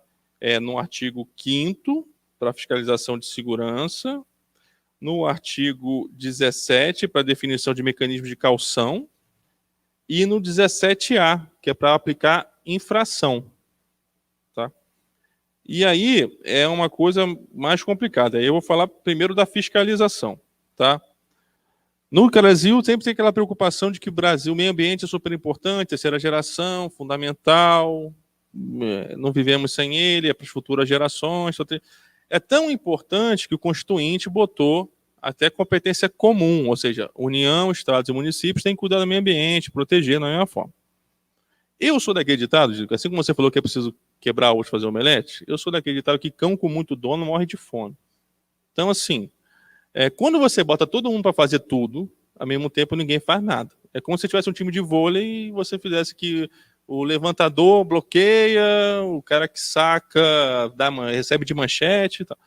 Não tendo um time de vôlei, você pode ser dinâmico, mas você tem que ter organização, né? Então, assim, não é porque todo mundo é responsável que todo mundo tem que fazer a mesma coisa, né? Então, assim, tem que ter essa organização. Até que aí veio a lei complementar 140 de 2011 só lá para tentar começar a organizar esse negócio. E aí, aqui na fiscalização, bota mais uma vez essa questão. Tanto o órgão ambiental, quanto o órgão de defesa civil, quanto o órgão fiscalizador, quanto a prefeitura, o Estado, a União, todo mundo tem que se envolver na barragem, cobrar alguma coisa, o empreendedor tem que fazer tudo, tem que prestar conta para todo mundo, tem até uns órgãos, tem que criar uma sala de crise, nessa sala de crise comunicar a defesa civil, ao órgão ambiental, ao órgão de segurança pública, não sei quem, o que já era uma coisa óbvia, mas ficou na lei, então ficou esse ponto.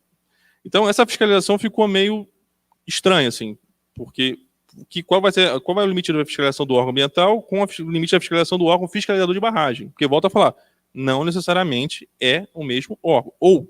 E às vezes, dentro do mesmo órgão, não será a mesma pessoa, ou não será o mesmo cargo. Então, não se surpreenderiam, não vai me surpreender daqui a pouco você ter instruções de que dentro de um órgão vai ter um departamento de controle de barragem e outro de fiscalização ambiental. E aí um vai dar uma regra, outro vai dar a outra, e você vai ser multado pelos dois, porque não vai ter um entendimento entre eles. Tá? Outra questão da caução financeira. E esse me preocupa bastante também, porque lá diz que sempre das atribuições do órgão do CISNAMA, poderá o órgão fiscalizador, conforme o regulamento, definir as regras de caução financeira para eventual desastre, para reparar os danos de eventual desastre que essa barragem possa provocar. E aí vamos voltar ao segundo ponto. Sim, não existe nas atribuições de órgão ambiental exigir cauções financeiras para empreendimentos. Por que não tem isso? Porque não tem nenhuma lei ainda exigindo isso. Dentro da Política Nacional de Meio Ambiente, você tem como instrumento o seguro ambiental. Mas é um instrumento que tem que ser regulamentado da forma da sua cobrança e uso. Tem países que já fazem isso. Agora, não necessariamente seguro ambiental é a melhor ferramenta para caucionar grandes desastres, né? Eu já escrevi um artigo sobre isso, já falei no livro de 30 anos da Constituição Federal e Questão Ambiental, da União Brasileira da Advocacia Ambiental, que fala sobre essa questão do desastre da responsabilidade civil. Um desastre, e que não necessariamente a figura do seguro é a melhor figura, porque o seguro ele é muito útil para indenizações pequenas e médias. Quando você tem indenizações de grande porte, você não consegue achar uma apólice de seguro bilionária, né? Você não consegue garantir uma apólice de seguro de 20 bilhões de reais, de 30 bilhões de reais. Você não consegue. A única maneira, instrumento econômico, fazer face a uma indenização bilionária desse porte, especialmente no Brasil, que a nossa economia é bem limitada, é um fundo. Um fundo que tem que ser gerido, tá? Tem que controlar, tem que ter alguma parte de alimentar esse fundo com royalty, com taxa, alguma coisa assim, para ter esse fundo, para se tiver um desastre, vem uma entidade pública, usa os recursos, e depois, no modelo dos super funds que tem nos Estados Unidos. Então, a exigência de caução financeira, ou garantia e tal, também tem uma atribuição aí entre o órgão ambiental e o órgão de barragem. Agora, a cereja é a questão da autuação, a possibilidade de você sofrer multa, né? E nesse eu acho que o legislador foi bastante criativo e, ao mesmo tempo, reproduzindo velhos erros, né? Então, criativo por quê? Porque também colocou que pode ter atribuição tanto do órgão do CISNAMA quanto do órgão fiscalizador de barragem poder multar por qualquer descumprimento de obrigação das obrigações previstas nesta lei, no seu regulamento ou de instruções técnicas derivadas desta lei. Tá? Multas que variarão de R$2.000 a R$1 bilhão a serem definidas no regulamento. Então, primeiro ponto, como advogado aqui, a gente volta a falar então de tipicidade aberta, ou seja, a lei não define claramente o que é a infração, como deveria ser, como acontece no Código de Trânsito, como acontece no Código Sanitário, que é dirigir com excesso de velocidade de 20% da velocidade máxima permitida. Está lá na lei, tem a multa. Aqui é aberto, que nem a lei de crimes ambientais que trouxe a infração administrativa ambiental em aberto. Então, o decreto vai definir tanto o que é a conduta, quanto o valor da medição da punibilidade dessa conduta. E aí estamos falando que se na lei de crimes ambientais e na regulamentação era de R$50 a 50 milhões de reais, aqui nós estamos falando de R$2.000 a R$1 bilhão. E aí é aquele ponto de falar assim, existe uma outra regra do direito também, não sei se as pessoas esquecem ou não conhecem, que o mecanismo de punição para uma conduta infracional, ele tem que ser proporcional ao resultado da conduta, ao modo como foi feita a conduta, ao porte econômico da empresa que exerce a conduta. Mas, se você estabelece uma forma de infração em que a punição é maior que o patrimônio da empresa, a gente sai de uma conduta de punibilidade da multa para uma regra de confisco, né? E isso não é permitido num Estado democrático de direito, né? Então, quando você estabelece multas que poderão ir até R$1 bilhão, e a gente conta nos dedos a quantidade de empresas no Brasil que tem patrimônio acima de R$1 bilhão, né? Me questiono da eficácia dessa questão. E terceiro ponto que eu sempre gosto de lembrar, Ah, mas Pedro, tem que punir mesmo porque os danos foram bilionários, destruídos. Ninguém está falando isso, mas eu só quero lembrar para você o seguinte, nenhum centavo dessa multa vai para as vítimas. Nenhum centavo dessa multa vai para a recuperação. O dinheiro de multa vai para o fundo único do ente que aplicar essa multa. A lei até diz que poderá ser convertido em serviços de controle ambiental, mas isso ainda não foi regulamentado, não diz quantos % vai ser, né? Vê o caso do IBAMA agora, já criou essa regulamentação de converter suas multas ambientais e até agora não conseguiu implementar, porque falta regulamentação, as pessoas não entendem, tem grande desconfiança, tem a preocupação de se você assumir uma conversão, você vai ser reincidente, e tem outro mundo jurídico que conversão de multas ainda é uma novidade no cenário jurídico brasileiro. Então, acho que a intenção do legislador foi boa, mas eu acho que ele pecou nessa condição de, primeiro, criar tipicidade aberta, que mais uma vez é um problema para mensuração de risco, para definição de responsabilidades mesmo, tá? E essa mensuração de deixar aberto de 2 mil a 1 bilhão, apesar de poder assustar, mais uma vez, eu acho que é aquela situação de que é um risco muito grande, mas que, pela falta de ferramenta bem regulamentada, talvez seja um cachorro sem dente. Cachorro grande banguela. Assusta, mas não machuca. Acho que se tivesse de alguma outra forma que você pudesse, então, fortalecer uma figura de um fundo para desastres decorrentes de atividades de risco, não só mineração. Mineração, energia elétrica, petróleo, atividades nucleares, questões de armamento, qualquer coisa que possa gerar um risco maior para a sociedade, e você tivesse esse fundo e uma agência para poder fazer ação nesse fundo, eu acho que a gente estaria mais garantido em efetivas ações de reparação num prazo menor do que a gente vem vivenciando aí de desastres provocados por grandes empresas. Porque eu gosto sempre de lembrar, né? Não é porque é grande empresa que é grande desastre. Você pode ter grandes desastres com pequenas empresas e pequenos desastres com grandes empresas. Uma coisa não é uma regra de 3, né? O Brasil, por coincidência, teve 2 grandes desastres de 2 grandes empresas. Mas isso não é regra. Não falta casos aí. Eu lembro do Prestige na Europa, aconteceu no início dos anos 2000. Era uma empresa armadora falida, grega, lá, não tinha dinheiro, tal. Teve que agir toda a agência europeia de meio ambiente para salvar lá, praia da França, da Espanha, tudo poluído por óleo, e tiveram que agir, né? O caso mais recente, o acidente nuclear brasileiro, né, o Césio 137, foi provocado por um ferro velho, uma clínica de radiologia que foi roubado, o material, quer dizer, não tinha a menor condição do cara poder atender na reparação que o caso exigiu, e o governo teve que assumir a conta, né? Então, acho que a lei trouxe algumas inovações interessantes, acho que tem muita coisa ainda para discutir, acho que no caso da mineração também, a agência de mineração vai trabalhar bem com esses instrumentos, estão ouvindo, fazendo impacto regulatório, então, da definição. Acho que é um desafio para os outros órgãos competentes, tanto a Agência Nacional de Energia Elétrica, quanto os órgãos ambientais que vão ficar responsáveis por essas barragens e esses novos mecanismos. Temo por essa regulamentação da multa. Estou muito preocupado em saber como é que isso vai ficar. E acho que a gente, hoje, posso falar, temos sim agora um cenário regulatório bem mais rigoroso do que a gente tinha anterior a 2015. Né? Rigoroso tanto em repartição dessas responsabilidades novamente, como mecanismos estatais para poder exigir melhor essa responsabilidade. Para mim não é o melhor modelo ainda, poderia ser melhor, mas já está uma evolução perto do que a gente tinha. Eu tenho mais algum justo para falar ou acabou? Então já estourei, fica à vontade, cara. Obrigado. Muito bem, Pedro.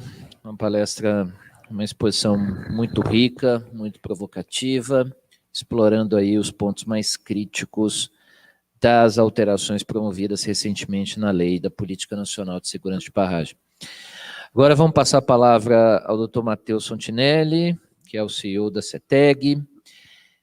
Eu não sei se a busca por um padrão, isso facilitaria, inclusive, a produção dos instrumentos que são usados como base para a liberação do licenciamento. Né? Hoje em dia a gente observa, dentro do que a gente enfrenta no mercado, uma dificuldade muito grande de conseguir, dentro do que é exigido pelos órgãos, atender às exigências de quem, de maneira muitas vezes subjetiva, está dentro dos órgãos avaliando as peças técnicas para compor e, enfim, finalizar com a liberação das licenças ambientais. Então, esse vai e vem, muitas vezes, de pendências, de exigências que, repito, de maneira subjetiva, acabam dificultando um pouco o processo de licenciamento, acabam por trazer dificuldades não só para a mineradora, mas quando se busca a mineração de um determinado minério, muitas vezes se vai numa localidade, muitas vezes desconhecida, longe de difícil acesso, pobre, carente de recursos, e você acaba tendo uma dificuldade grande no desenvolvimento do projeto, de maneira local, e acaba também, não só no período necessário para o processo de licenciamento, mas também durante a operação. O Dutra trouxe também uma situação bem interessante. É bem difícil hoje se projetar o que será enfrentado após a desativação de uma mina. A gente trazendo para alguns exemplos, inclusive de algumas empresas que participaram aqui conosco, algumas minas desativadas por N motivos, muitas vezes não se consegue viabilidade para, como é que eu posso dizer, desestruturar todo o impacto, toda a intervenção que ocorreu na área. E é um passivo que se deixa para a comunidade local, que muitas vezes não é levado em consideração nos estudos prévios de licenciamento. Muitas vezes se coloca de maneira generalizada o processo de descomissionamento de uma mina e de revitalização, como você bem colocou, Ricardo, de recuperação de uma área impactada e não degradada, mas às vezes pelo fato, talvez, de, não sei, a vida longa de um processo de mineração numa determinada área, pela vida útil da jazida, acaba dificultando essa recuperação diante do que foi projetado, até mesmo economicamente, para a viabilidade da jazida.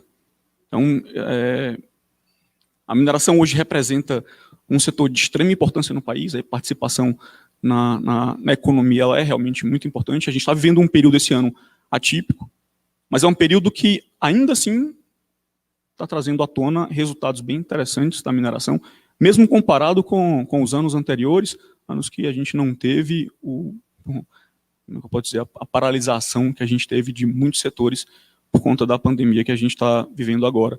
A retomada das atividades de mineração, depois desse período de pandemia, elas trazem inúmeros desafios. Hoje você comentou no evento, até um pouco mais cedo, sobre o ESG. É uma ferramenta ou é um instrumento, uma padronização que se espera que traga de volta, de maneira firme e sólida, uma imagem extremamente positiva da mineração e das mineradoras. Foi comentado também num outro painel mais cedo sobre a importância de ter esse controle, de trazer essa nova preocupação, esse novo ambiental, para que se possa abrir espaço para novos investimentos aqui no país. E a mineração, ela de fato aconteça representando toda a importância que ela tem no mundo todo. Então, sem planejamento, a gente muitas vezes não consegue ter uma noção do que a gente vai enfrentar. O processo de licenciamento ele traz uma dor, muitas vezes, pela demora, e muitas vezes, ainda por conta da demora, se entregam estudos com um diagnóstico pobre. Quando você não tem um diagnóstico de maneira detalhada, você dificilmente vai conseguir enxergar o impacto que você vai causar. O impacto que eu falo aqui, o impacto positivo com o impacto negativo. Você dificilmente consegue dimensionar o real impacto do teu empreendimento, tanto positivo quanto negativo, se você não tem um diagnóstico bem feito. Eu acho que o Daniel colocou ali de maneira muito interessante a existência e a preocupação que a Samarco tem com a espeleologia. Num diagnóstico mal feito, faça um subdimensionamento, muitas vezes, da existência desse tipo de caverna dentro do empreendimento, que vai ter uma intervenção, e a gente sabe que a mineração ela causa uma intervenção realmente muito impactante, muito alta no ambiente. E se eu não faço um diagnóstico preciso, eu posso comprometer a viabilidade econômica daquele empreendimento.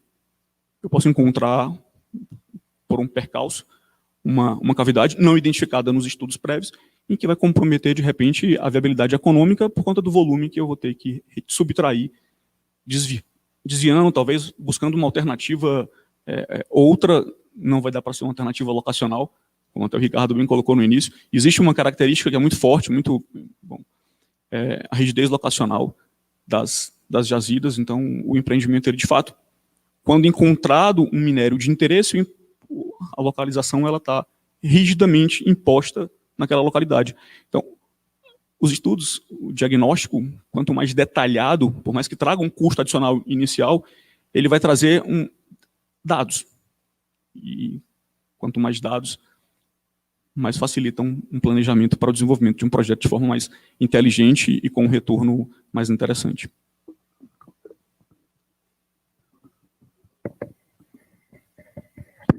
Muito bem. Eu acho que com essas palavras podemos rapidamente aqui percorrer os debatedores, se temos algum questionamento. Os nossos debatedores online, por favor, se quiserem se manifestar. Sim. Bom, Pedro tinha dito aqui que gostaria de fazer um comentário, uma provocação. Então, eu vou começar pelo Pedro, na sequência eu passo para o Matheus, que tem um questionamento para o Daniel Medeiros. Minha pergunta é bem simples, mas a resposta é que eu não sei se vai ser simples. Assim, queria ouvir do Dutra, do Daniel, também aqui do Fontinelli. Vocês acham que com esse novo conceito de zona de autossalvamento e zona secundária de segurança, isso vai entrar no licenciamento ambiental como uma zona do empreendimento? É um belo questionamento, Dutra, se você quiser contribuir, se você estiver ouvindo bem. Estou ouvindo bem. Ô Pedro. De autossalvamento passa a ser o que é a ADA, a área diretamente afetada pelo empreendimento, com todas as consequências em termos de regras e compensações e diretrizes no âmbito do licenciamento ambiental? Olha, minha opinião, né, Pedro? Eu acho que são coisas distintas, né? Para mim, ZAS não é ADA, né? Pode ser, né? Pode ser. A ZAS pode ser a área diretamente afetada pelo empreendimento, mas não necessariamente o é. Então, eu acho assim que zona de autossalvamento, zona de segurança secundária, mancha de inundação, são questões afetas à questão de geotecnia e muito específicas à questão das barragens, etc. Eu acho que a gente não deveria misturar as coisas, não, né? Falar que zona de autossalvamento é a ADA, que a área de influência direta ou área de influência indireta seria a zona de segurança secundária. Eu acho que são conceitos distintos que a gente não poderia colocá-los juntos. Essa é a minha opinião. Por favor, Matheus. Ô, Dutra, até fazendo um comentário aqui em cima do que você colocou. A ZAS, ela vem como uma zona, e vai fazer como o Pedro falou aqui, uma provocação também. A ZAS, ela vem e nos leva a refletir sobre a área diretamente afetada de um empreendimento. Ela está demarcada pela operação imediata do empreendimento. Mas a gente precisa prever também, levar em consideração que no caso de um incidente, no caso de um acidente, vou até corrigir para em cima do conceito, no caso de um acidente, essa área diretamente afetada, ela vai ser ampliada.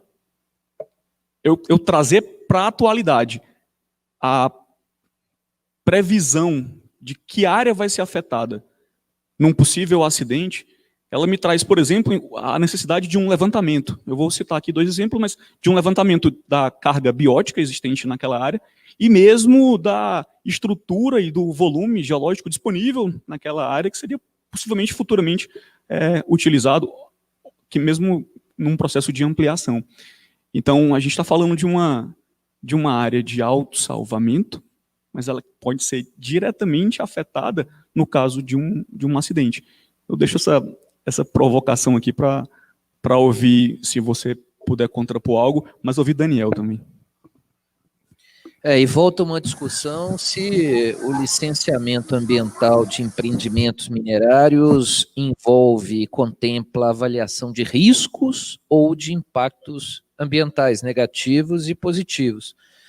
né? Embora a legislação seja um tanto quanto vacilante e até generalizante no uso dessas expressões, a rigor, o licenciamento tradicional que os órgãos ambientais operacionalizam tem a ver com a identificação, prognóstico e mitigação e compensação de impactos, né? O licenciamento não se coliga bem com a ideia de gerenciamento de riscos da atividade.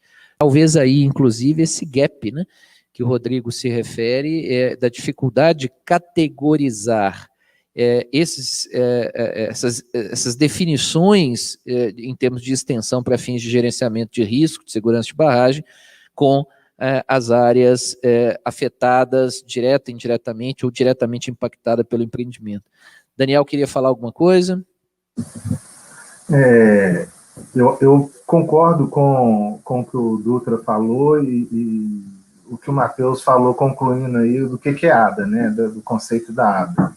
Então, eu acho que não devemos misturar, mas a pergunta do Pedro deixa aquela pulga atrás da orelha que já está misturando, né? Então, acho que tem que ser um assunto que tem que ser muito debatido, porque existem outros, vamos chamar de instrumentos, né, para atender o risco, para atender o acidente, né? Então, eu acho que isso tem que ser muito debatido para que no processo de licenciamento não se confunda e todo mundo tenha o mesmo tratamento. Mas concordo com o Dutra e com o que o Matheus falou de definição de ADA. Tá. Pedro? Não, então, só concordando com vocês, na resposta, e eu acho que a gente pode pegar como exemplo a indústria do petróleo. Por exemplo, a indústria do petróleo é uma indústria que já ia nesse risco há muito tempo, e o Brasil também já teve grandes acidentes de petróleo, infelizmente. Então, você tem um plano de emergência para uma situação de petróleo, do porto e tal, mas aquilo não abrange a área do empreendimento no licenciamento. Então, mas eu acho que esse é um debate importante a gente trazer já com a mineração e capitanear esse debate, ou seremos levados ao reboque dos fatos, porque tem outros players que adoram viver dessa confusão de conceito e pressionar aí órgãos a começar a criar regras que não necessariamente são eficientes, né? Então... esse é um ponto sensível mesmo, né? Não se licencia risco. O risco é uma componente da atividade, mas a rigor o que se licencia é impacto. Ninguém imaginava que o colapso da barragem de Fundão fosse afetar 2 estados e chegar no Oceano Atlântico, né? Aquilo é o quê? A área diretamente afetada pelo empreendimento? Evidentemente que não. Quer dizer, é um desdobramento em cadeia, em sequência, decorrente, por certo, dos riscos intrínsecos à atividade. Mas é uma belíssima discussão. Eu já começo a receber esse tipo de provocação rotineira, né? Se a ZA, sobretudo, menos do que a zona de segurança secundária, poderia ser categorizada dentro desses parâmetros tradicionais de licenciamento, como área diretamente afetada, área de influência direta e indireta do empreendimento. Bom, mais algum questionamento, Matheus? Eu vou fazer uma colocação aqui, pegando o fio aqui da meada. A gente tem alguns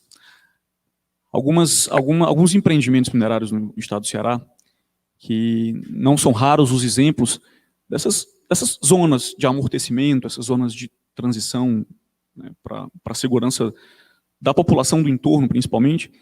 Elas são, exato, o buffer é feito em cima da área de mineração em si, né, da área requerida junto à ANM. A gente encontra, bom, por N motivos, ocupações indevidas, né, ocupação desordenada do entorno da área de mineração, entrando nessas áreas de amortecimento, e muitas vezes acontece por falta de controle, por falta de fiscalização, ocupações da própria área diretamente afetada. E a gente encontra, bom, isso não restrito ao estado do Ceará, mas o erro no desmonte de rocha, por exemplo, causando ultralançamentos que chegam a romper paredes de residências com moradores, obviamente. Então, assim, são riscos enormes que acabam jogando a responsabilidade, de fato, para instituições que têm como responsabilidade principal a fiscalização desse tipo de ocupação.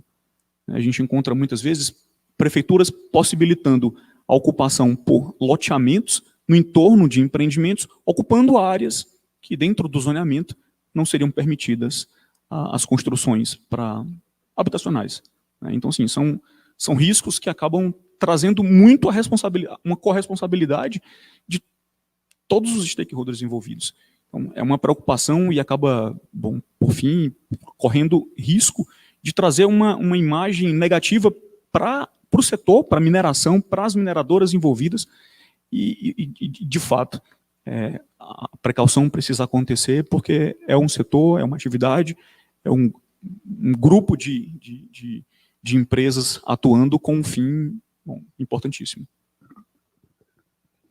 Enfim, o tema é difícil, né? A diferença entre risco, impacto potencial, né? E, sobretudo, como a dimensão do risco se insere no cálculo de viabilidade ambiental do empreendimento. Por certo, cada vez mais se fará uma avaliação de custo-benefício e alguém chegará que, em função da dimensão dos riscos, o empreendimento poderá não ser viável ambientalmente. O que é de uma complexidade. Eu costumo usar algumas oportunidades, já fiz aqui, inclusive, no Congresso Ambiental da FIEX, de tentar procedimentar e refletir sobre o tal do juízo de viabilidade ambiental e afastar, se é que é possível, os parâmetros de absoluta subjetividade na constatação de viabilidade.